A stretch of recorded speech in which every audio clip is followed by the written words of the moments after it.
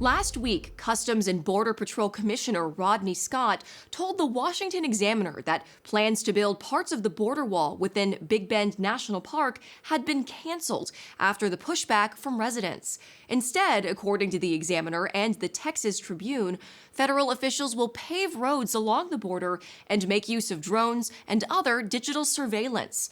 We reached out to CBP regarding what prompted the decision and the future plans for the wall that would impact the adjoining state park or private property, and we received the following statement, saying in part, quote, "In locations where minimal barrier may be adjacent to parks, we are actively coordinating with park officials to ensure the alignment does not impede recreational access or activities."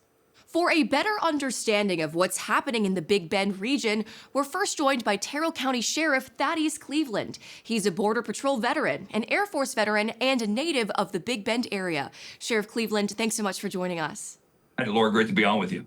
So, Sheriff, last week, I'm sure you saw, CBP announced that the proposed border wall is off the table inside Big Bend National Park. It came as a surprise to some, but what's your reaction to that? Why do you think federal officials backed away from those plans? Well, Laura, I can tell you, of my 26 years with the U.S. Border Patrol, I spent the last 11 years here in Sanderson, where I'm sheriff now in Terrell County. And this is actually my hometown where I grew up and was raised. But I can tell you, during those 11 years, look, we never had any plans for any type of physical structure along the Big Bend, not just the Big Bend National Park, but the Big Bend Border Patrol sector out here. And again, it's a quarter, it's 517 miles of the U.S.-Mexico border. So again, technology and manpower is the way we had planned to enforce border security out in this area. And I want to talk more about your alternative solutions in a second. But first, I want to address that, this decision obviously followed strong bipartisan opposition, including yourself as a Republican. This level of unity is rare in today's political landscape. Why do you think both sides of the aisle have come out against the border wall?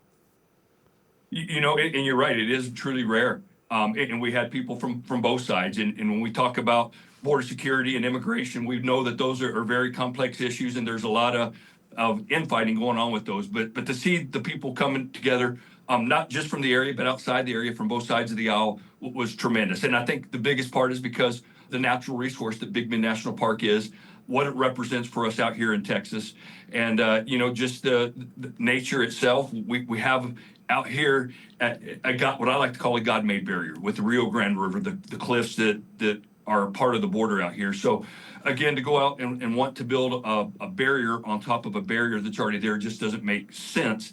And I know you mentioned about the technology that we'll dive more into, but look, we have technology we've been using the U.S. Border Patrol that does a tremendous job, and that we could utilize in better ways to protect our portion of the U.S.-Mexico border.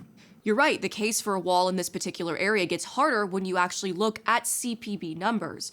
Border Patrol's Big Bend sector accounts for just 1.3% of all apprehensions along the entire U.S.-Mexico border. So now, if not a wall, then what does effective border security look like to you in this region? And Laura, that's a great point that you bring up as far as the amount of activity out here. We do have activity, but the reason we don't have activity like you see in El Paso to Juarez or Eagle Pass to Piedras Negras is because we don't have the infrastructure south of us. There's only one port of entry, which is Presidio to Ojinaga, and it's just difficult for people to get to this portion of the border. And if they do cross out here, to get them out of the area without being detected or stopped by law enforcement. But some of that technology that is beneficial to us that we have deployed out here. There's what's called autonomous surveillance towers, and it's a tower that's about 20 foot tall that has a radar on it coupled with a camera, and it sits there and it's looking for people. It won't detect animals, it won't detect vehicles. It's programmed specifically to detect the way people walk. So that's one piece of technology that works. But what's even better, and one that I personally like to tout, is the Predator B drone that CBP has. It's what we use in Iraq and Afghanistan. And it also has mounted radars and cameras on it that flies in the air. It's unmanned. It's actually piloted out of San Angelo, Texas. But its capabilities to detect people that have crossed the border is just tremendous. It can't be beat, and it's something that we need more of. And out here in many of my social media posts, I highlight that because it often detects people that we had no idea were in the desert, and it allows us to go in there. It provides us the coordinates where they're at and to make those successful apprehensions. It is certainly such a multifaceted problem and therefore a multifaceted solution. And I know this conversation is long from over. Thank you so much to Terrell County Sheriff Thaddeus Cleveland for your expertise. Thanks for having me, Laura. God bless you.